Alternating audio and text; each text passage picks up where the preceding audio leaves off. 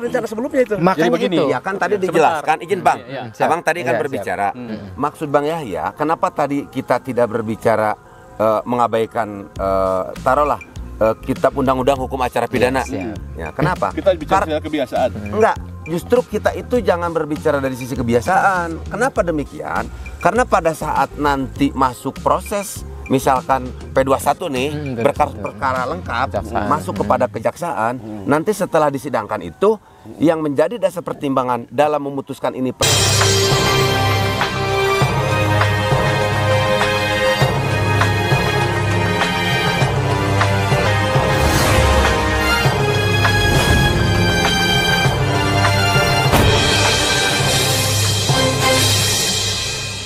Apakah ini motifnya apa gitu? Sepengetahuan Mas Yahya. Nah, ini hanya analisa ya. Kalau motif kan belum ada yang tahu.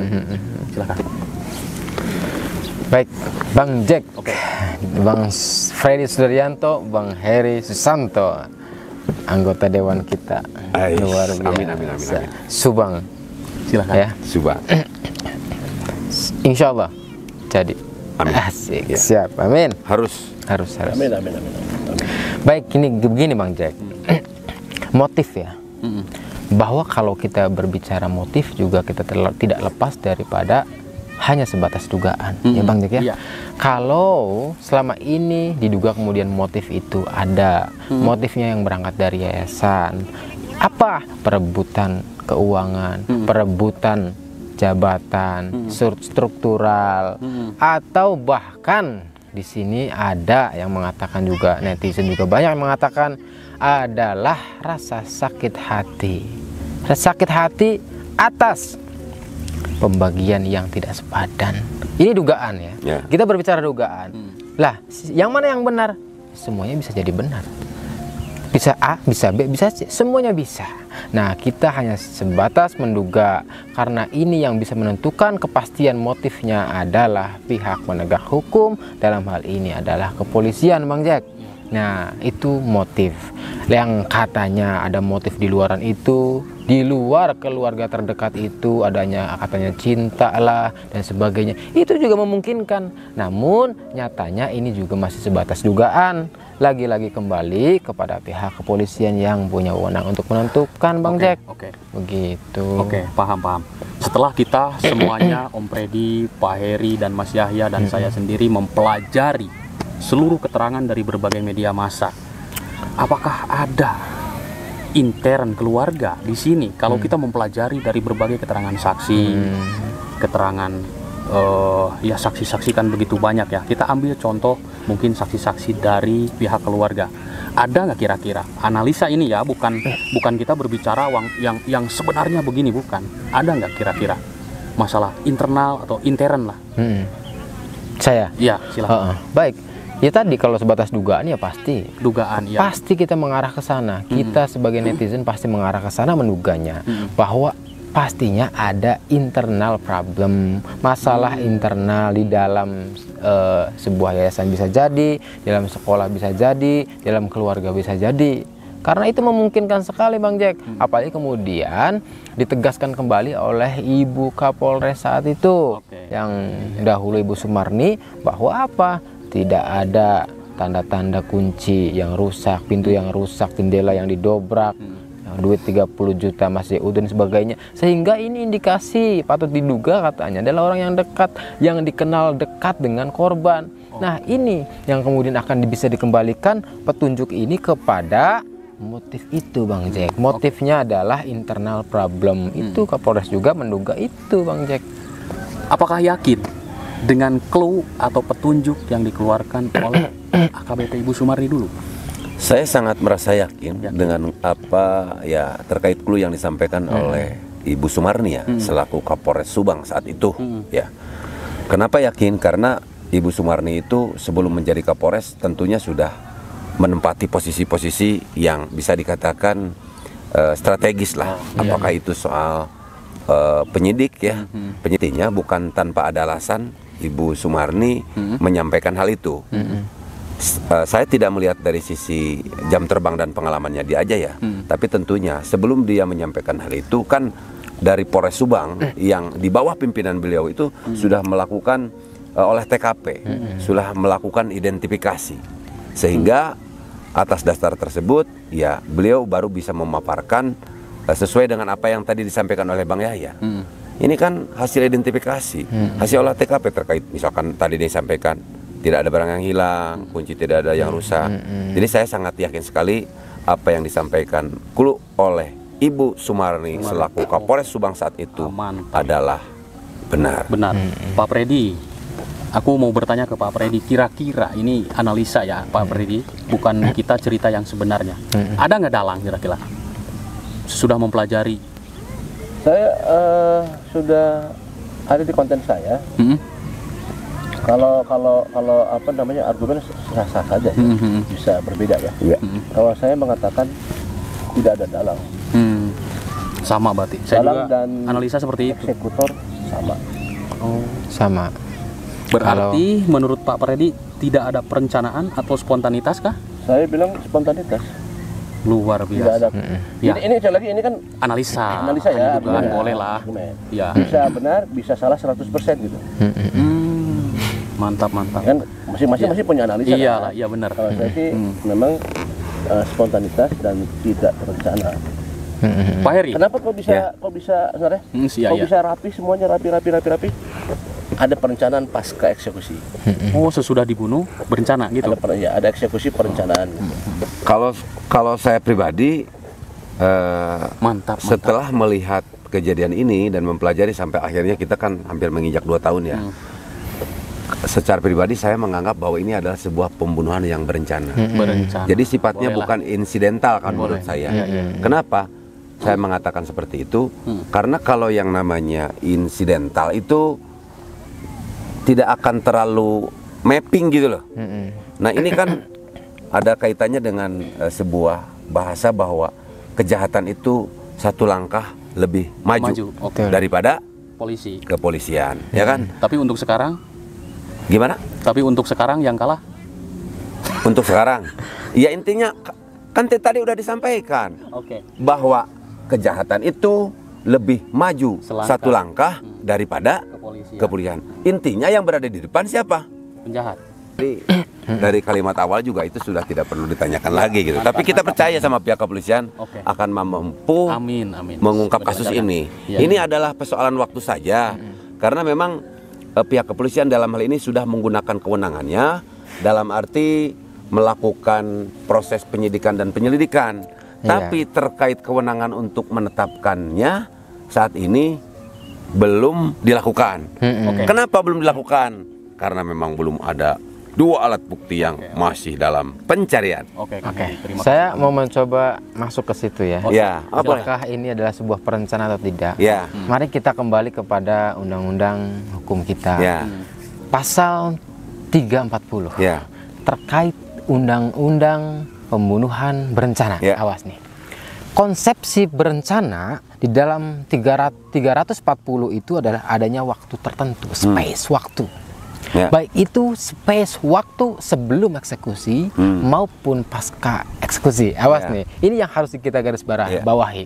Nah, ketika yang mengatakan bahwa insidental, adanya adanya apa? Ini adalah adanya waktu, adanya space waktu, sehingga memikirkan setelah kemudian dia merasa nafsu dan sebagainya, ada pikiran, ada space, sehingga melakukan kemudian beberapa menit, 1 detik pun space itu, maka ini adalah pembunuhan berencana.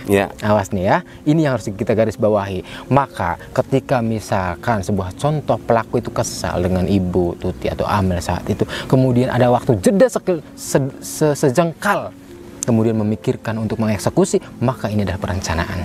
Apalagi kemudian disertai perencanaan yang paskanya melalui apa, pengaburan barang bukti, jejak tindak dan sebagainya, ya kan, barang-barang dibersihkan, DNA, bahkan mayat dicuci dan sebagainya, ya kan, kemudian bahkan dibuat gempar seakan-akan menyalahkan sana menyalahkan sini dan sebagainya. Ini adalah perencanaan yang jelas. Artinya ini memenuhi kriteria 340 undang-undang itu, pasal itu. Apa?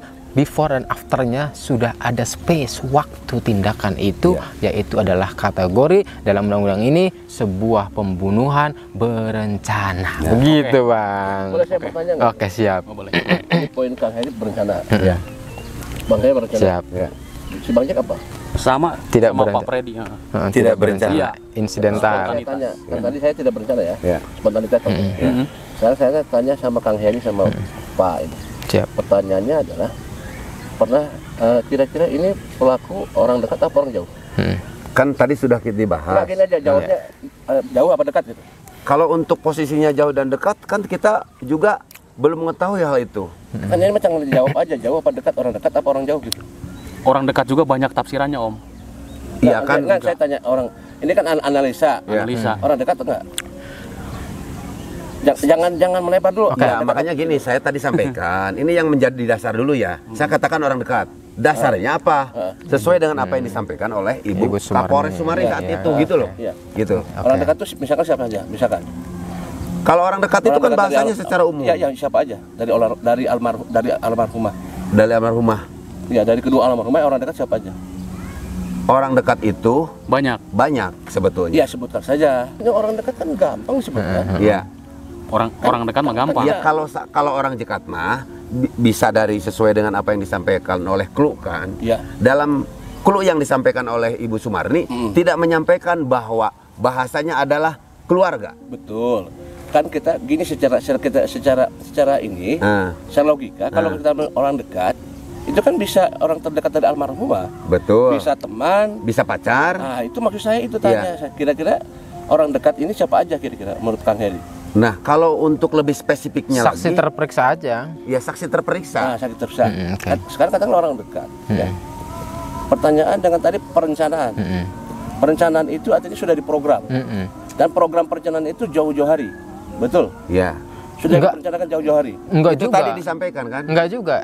Kita baca pasal 340. Nah, ini secara logika saja. Bukan logika, kita berbicara pasal 340 dijelaskan adanya waktu space tertentu untuk tindakan pembunuhan. Ya. Walaupun itu hanya sekedar 1 menit. 1 menit. Apa itu bisa jadi perencanaan? Bisa. Bisa. Bisa. Apa mungkin? Mungkin. Nah, ini. bukan. Kan kita tidak bicara pasal ya. Ya. Kalau kita mau berangkat keluar, ada perencanaan kan? Ya. Kita ada perencanaan mau berangkat ke Bandung. Oke. Kita harus bawa apa? Oke. Kan? Kita harus mempersiapkan kan? Ada persiapan jauh-jauh hari untuk mempersiapkan perencanaan yang kita kerjakan. Baik. Ya kan? Ini secara logika Oke. umum ya. Iya. Kita tidak usah bisa bicara pasal. Oke. Ya. Kita secara umum nih, secara umum, Siap. secara kebanyakan kebiasaan, Iya. secara kebiasaan. Kalau kita merencanakan sesuatu, itu sudah dipersiapkan jauh-jauh hari, Oke. ya. Ya. Ya, Betul nggak? ini maksudnya harus kita bekukan kembali makna perencanaan itu ya. Kenapa kita harus kembali ke pasal itu? Karena ini diatur apa yang dimaksud perencanaan itu. Sebuah contoh nih Bang. Ini seperti insidental, tapi ini adalah bentuk perencanaan. Contoh, kita lagi main begini, biasa ke persahabatan begini ya kan. Tiba-tiba dalam sebuah obrolan membuat nafsu nih. Bikin saya nafsu Bang Heri ini ya. Ya. Nah, 5 menit sebelum eksekusi itu saya mikirkan, wah ini bikin kesal saya harus bunuh dia dengan cara ini, dengan cara ini. Spontanitas kan? Hah? Karena tidak ada rencana sebelumnya itu. Makanya begini, itu. Ya kan tadi dijelaskan, izin Bang. Siap. Abang tadi kan Iya, berbicara. Maksud Bang Yahya, kenapa tadi kita tidak berbicara mengabaikan taruhlah kitab undang-undang hukum acara pidana? siap. Ya, kenapa? Kita bicara secara kebiasaan. Enggak, justru kita itu jangan berbicara dari sisi kebiasaan. Kenapa demikian? Karena pada saat nanti masuk proses, misalkan P21 nih, berkas perkara lengkap, Kejaksaan. masuk kepada kejaksaan, nanti setelah disidangkan itu, yang menjadi dasar pertimbangan dalam memutuskan ini perhukuman Perencanaan. pembunuhan biasa atau berencana itu dikaitkan dengan sebuah peraturan, yaitu Kitab Undang-Undang Hukum Acara Pidana. Jadi bukan berandai-andai gitu. Bukan. Yang menjadi patokannya itu. Ada baku. Jadi sebagai kita warga masyarakat yang taat hukum, setidaknya dalam pembicaraan ini juga konteksnya kita jangan berdasarkan dugaan. Karena apa? Karena KUHP ini merupakan pijakan gitu loh. Merupakan titik tolak bagaimana kita seorang hakim itu dalam menentukan hukuman. Ya kan? Karena kan seorang hakim itu mempunyai kewenangan untuk dapat menentukan nasib seorang terdakwa menjadi pidana. Nah, oleh karena itu yang menjadi dasar titik tolak pijakannya yaitu KUHP itu sendiri. Disebut apa yang dimaksud dengan apa pembunuhan berencana itu ya sudah dijelaskan sesuai dengan apa yang tadi dijelaskan di dalam KUHP itu sendiri gitu loh maksudnya. Saya kembali lagi sekarang. Oke, siap. Kalau memang itu perencanaan, saya tadi pertanyaannya kepada orang dekat. Iya. Tadi orang dekat kalian diduga orang dekat. Iya. Sekarang pertanyaan begini.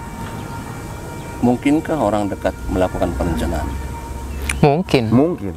Serba mungkin. Mungkin. Enggak. Ini di kasus ini. Iya, serba mungkin, Bang. Di kasus ini loh ya. Iya. Serba mungkin. Oke, sekarang ini. Serba mungkin. Jika misalkan itu perencanaan dilakukan oleh orang dekat, kita lihat kondisi korban.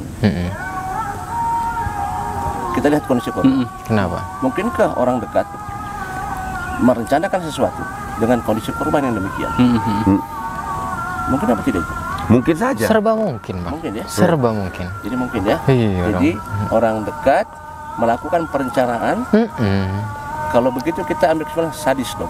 Sadis. Iya, sadis. Banyak kasus loh, Bang. Keluarga, Bang. Awas nih, banyak kasus, Bang. Di Medan, kemarin di Karawang. Itu banyak kasus. Ini adalah keluarga dekat, bahkan itu adalah istrinya. Bahkan kemarin di Medan itu adalah istri suaminya, dan sebagainya. Ini adalah keluarga dekat, Bang.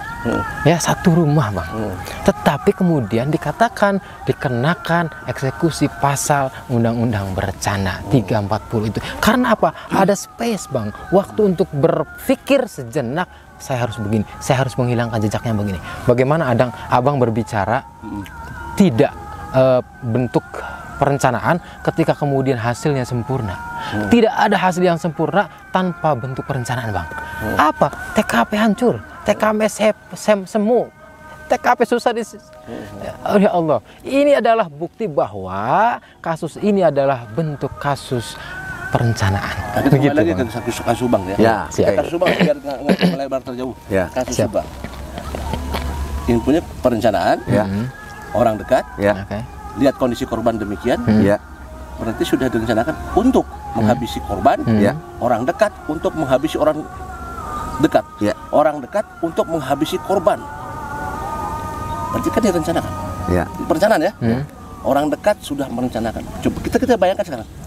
Orang dekat mungkin tidak nih. Orang dekat kalau bahasa saya, kalau bahasa lugasnya, saya orang dekat, saya akan habisi kamu, kedua orang ini, karena merencanakan kan? Seperti itu ya. Nah pertanyaannya apakah ini mungkin? Mungkin Ya, lah, tadi Bang. dijawab mungkin kan? Banyak buktinya, Nah, itu kan? faktanya. Dijawab mungkin kan? Nah, tinggal pertanyaan orang dekatnya siapa, ya kan? Orang dekat Dekatnya saksi siapa? terperiksa, Ya. namun yang bisa menentukan hanya pihak Pihak kepolisian. kepolisian, oke lah, karena orang dekat itu banyak kan ya, bisa orang dekat yang korban, bisa teman, bisa pacar, bisa saudara, dan segala macam ya, itu orang dekat. Berarti kalau orang dekat orang tahu kan, orang tahu dengan korban, dia merencanakan kepada kedua korban, sudah diperencanakan kan, gitu kan? Nah itu pertanyaan saya sebenarnya. Ke arah sana. Iya. Apakah mungkin? Dijawabnya adalah mungkin. Mungkin. Mungkin. Jawabannya super sadis. Mungkin sekali. Dan memang super sadis. Ya. Kasus Subang itu super sadis dan super keji. Spontanitas kan, spontanitas Pak Freddy pendapatnya seperti itu. Ya, gitu. Perencanaan. Mungkin aku ingin bertanya juga, Oke, siap. perencanaan apakah ada dalang di balik itu?